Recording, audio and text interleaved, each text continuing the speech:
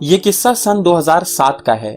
South Africa के बाद अब क्रिकेट वर्ल्ड कप की मेजबानी का जिम्मा पहली बार वेस्टइंडीज के हाथ आया था। वही वेस्टइंडीज की टीम जिसे 70 और 80 के दशक में हराना बेहद मुश्किल काम माना जाता था। ऑस्ट्रेलिया से पहले वो वेस्टइंडीज की ही टीम थी जिसने वर्ल्ड क्रिकेट पर अपना वर्चस्व कायम किया था। 1975 और 1979 का वर्ल्ड कप जीतने के बाद वेस्टइंडीज की टीम 1983 का वर्ल्ड कप जीतकर कप जीतने की हैट्रिक लगाना चाहता था, लेकिन क्लाइव लॉयड की टीम के इस सपने को कपिल देव के जवानों ने पूरा नहीं होने दिया। 1983 के वर्ल्ड कप फाइनल में वेस्टइंडीज भारत से हार गया और इसके बाद ये टीम फिर कभी वर्ल्ड कप फाइनल में नहीं पहुंच पाई। लेकिन जब 2007 में वर्ल्ड कप वेस्टइंडीज पहुंचा तब टीम से अच्छे प्रदर्शन की उम्मीद की जाने लगी। इस वर्ल्ड कप में वेस्टइंडीज के पास घर पर खेलने का एडवांटेज था। इसके अलावा एक चीज और थी जो वेस्टइंडीज के पक्ष में जा रही थी और वो था उनका फॉर्म।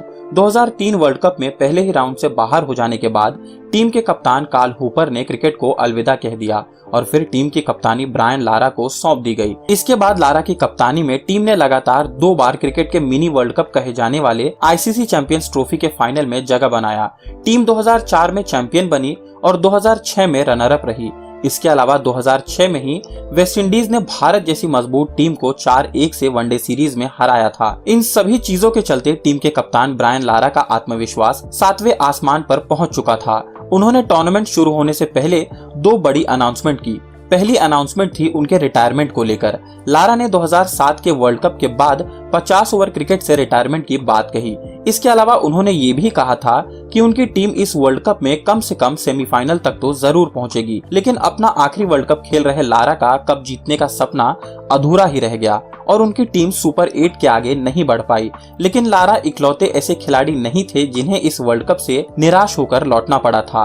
लारा की तरह कुछ भारतीय खिलाड़ी भी थे जिनका ये आखिरी वर्ल्ड कप होने वाला था। ये खिलाड़ी भी कप जीतकर वर्ल्ड कप से शान से विदा होना चाहते थे, लेकिन इस वर्ल्ड कप में भारत के साथ जो हुआ उसे भारतीय क्रिकेट फैंस और उस टीम के खिलाड़ी कभी नहीं भूल पाएंगे। ग्रेग चैपल के कोच बनने के बाद भारतीय टीम को काफी नुकसान पहुंचा था, लेकिन टीम वर्ल्ड कप से पहले एक बार फिर संतुलित हो चुकी थी। भारतीय टीम को कप जीतने का दावेदार माना जा रहा था, लेकिन टूर्नामेंट के पहले ही मैच में भारत को एक ऐसा झटका लगा जिससे टीम उभर नहीं पाई और दुनिया की सबसे मजबूत बैटिंग लाइनअप वाली टीम टूर्नामेंट के पहले स्टेज में ही हार कर बाहर हो गई। 2007 के वर्ल्ड कप में भारत का पहला मैच बांग्लादेश के खिलाफ था। माना जा रहा था कि भारत ये मैच आसानी से जीत जाएगा।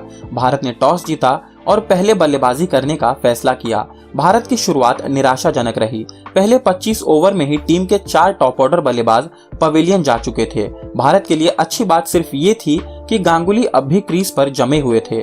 फिर गांगुली और युवराज ने एक पार्टनरशिप बनाई, लेकिन पार्टनरशिप बनाने के फेर में रन रेट लुढ़क गया और फिर जब तेजी से रन बटोरने की बात आई तब पहले 47 के स्कोर पर युवराज और 66 के स्कोर पर गांगुली पवेलियन लौट गए। भारत 3 गेंद पहले ही 191 के स्कोर पर ऑल आउट हो गया। अब मैच जीतने का सारा दारोमदार भारतीय गेंदबाजों के कंधों पर था। टारगेट छोटा होने के बावजूद किसी ने ये नहीं सोचा था कि भारत के हाथ से ये मैच निकल जाएगा। शुरुआत में बांग्लादेश के बल्लेबाज भारतीय गेंदबाजों पर हावी नजर आए। फिर 5वें ओवर में जहीर खान ने ओपनर शहरयार नफीस को चलता किया। ऐसा लगा कि अब भारत इस मैच पर अपनी पकड़ मजबूत कर लेगा, लेकिन बांग्लादेश का पहला विकेट गिरने के बाद ही भारत की परेशानी बढ़ना शुरू हुई। उस दिन शहरयार नफीस के साथ एक 17 साल का अनजान सा लड़का बांग्लादेश की पारी की शुरुआत करने आया था और वही लड़का उस दिन भारत की हार का मुख्य वजह बना। वो लड़का कोई और नहीं बल्कि तमीम इकबाल था। वही तमीम इकबाल जो आज के समय में बांग्लादेश टीम की सबसे बड़ी पहचान है। नफीस के आउट होने के बाद भारतीय गेंदबाज बांग्लादेश पर दबाव बनाने लगे। 7वें ओवर में एक बार फिर जहीर खान बॉलिंग करने आए। जहीर ने एक बाउंसर फेंका। गेंद तमीम इकबाल के गर्दन पर लगकर स्लिप में खड़े सहवाग के हाथों में चली गई।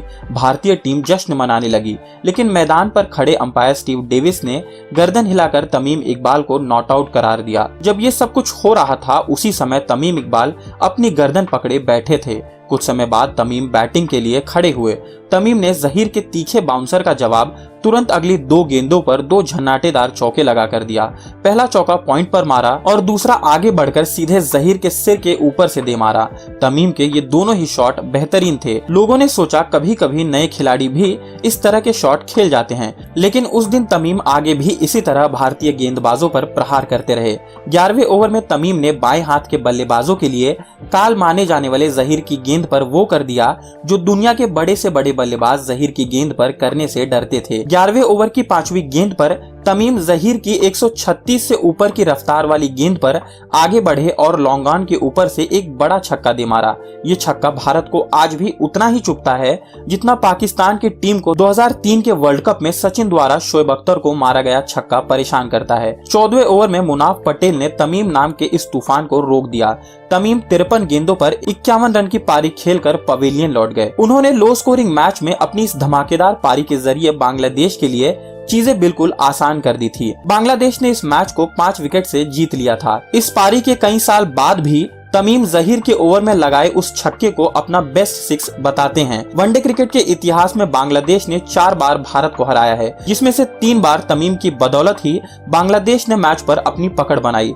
तमीम बांग्लादेश क्रिकेट के इतिहास के सबसे बड़े बल्लेबाज हैं। उनके नाम टेस्ट क्रिकेट में 4788 रन, वनडे में 6666 और T20 में 1701 रन है। ये वीडियो अगर आपको पसंद आई हो तो इसे लाइक और शेयर जरूर करें। चैनल पर अगर आप नए हैं तो हमारे चैनल को सब्सक्राइब भी करें ताकि आने वाले वीडियोस का नोटिफिकेशन आपको मिलता रहे। दोस्तों, मिलते हैं अगले वीडियो में एक और नई कहानी के साथ। तब तक के लिए नमस्कार।